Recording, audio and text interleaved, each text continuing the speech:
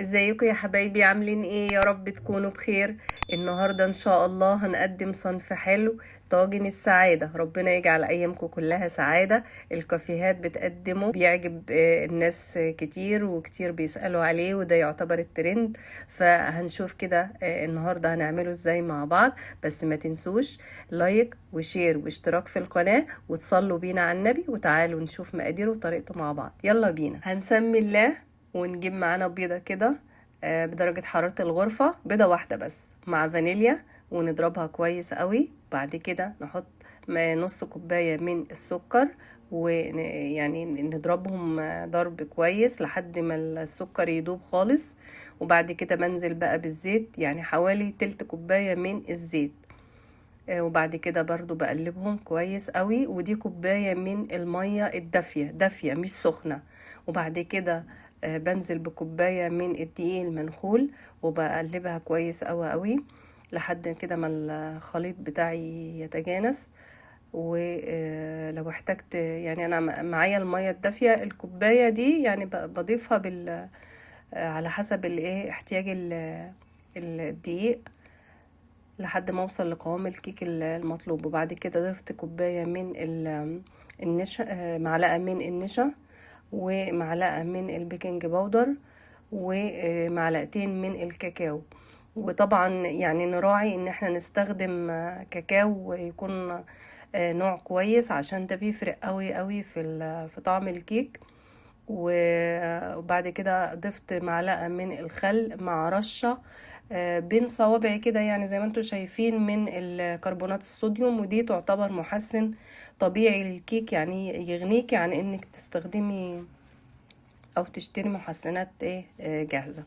وبعد كده جيت بقى على الطواجن الفخار الحلوة بتاعتنا ديت، ودهنتها رشة من الزيت، وحطيتها على صينية وصبيت فيها الخليط بتاع الكيكة. وبراعي طبعا ان الخليط يبقى تلت الطاجن، لان انا عندي بعد كده دي اول طبقة، هعمل لسه طبقتين.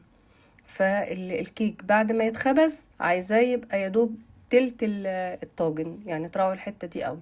ودخلته على درجة حرارة 200 على الرف الوسطاني، 200 مش 180، لمدة 40 دقيقة. وبعد كده جيت عملت الصوص الشوكولاتة، عبارة عن كوباية من الكاكاو الخام مع كوبايتين من اللبن. انا حطيت كوبايتين من اللبن مع كوباية من السكر البودرة مع كوباية من الزيت. الزيت طبعا بصبه يعني سرسوب سرسوب كده، ولما لقيته تقيل على الخلاط عملته في الطبق زي ما انتوا شايفين كده. بعد كده بقى بعمل الكريمة، طبقة الكريمة. نص كوباية من الكريمة مع نص كوباية من اللبن البارد جدا المتلج، مع نص كوباية من السكر البودرة. وبضربهم كويس قوي قوي لحد ما الخليط بتاعي يتقل على الاخر، ويديني القوام المطلوب. طبعا قوام الكريمة لازم يبقى تقيل علشان يعمل لي طبقة يعني متماسكة. والطواجن بعد ما بردت بحضر بقى معايا تشريبة، عبارة عن نص كوباية من اللبن، ومعلقة من السكر، معلقة من الكاكاو، معلقة من القهوة، معلقة صغيرة من القهوة. وبحط كده في كل طاجن معلقتين من التشريبة دي، لحد بس ايه ما الكيك بتاعي يتشربها.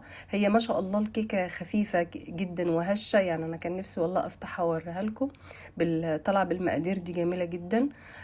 بعد كده بقى بصب عليها خليط الكريم شانتيه اللي احنا عملناه ده، بوزعه في الكمية اللي انا عملتها دي بالظبط كفة الاربع طواجن. يعني لو انت هتعملي نفس الكمية دي تمام. عايزة تضاعفي بقى وتعملي طواجن اكتر، هتضاعفي الكمية. كده انا وزعت الكريم شانتيه على الاربع طواجن زي ما انتوا شايفين.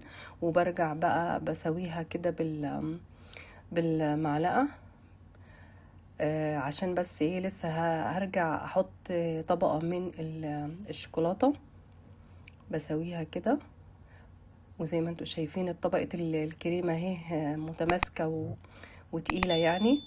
وبعد كده بقى بحط خليط الشوكولاتة شفتوا القوام تقيل ازاي. ان شاء الله يعني لو حابين ان انا ابقى اعمل لكم فيديو عن الصوصات اللي احنا ممكن نستخدمها في تزويق التورت والكيكات، بعتولي في الكومنتات وقولي لي. هنا مسكت بقى كل طاجن كده، وزعت عليه الشوكولاتة زي ما انتوا شايفين كده، عشان لما هدخله التلاجة هيعمل طبقة ايه ويجمد يعني. كده بقى عملت صوص شوكولاتة، لا استخدمت شوكولاتة ولا اي حاجة غالية، وطالع ما شاء الله الصنف جميل جدا جدا جدا. اتمنى تجربوه وان شاء الله هيعجبكم. وما تنسوش لايك وشير واشتراك في القناة عشان يوصلكم كل جديد. واتمنى ايامكم كلها سعادة يا رب. مع طاجن السعادة، كنت سعيدة جدا وانا بقدمه لكم النهاردة. الى اللقاء.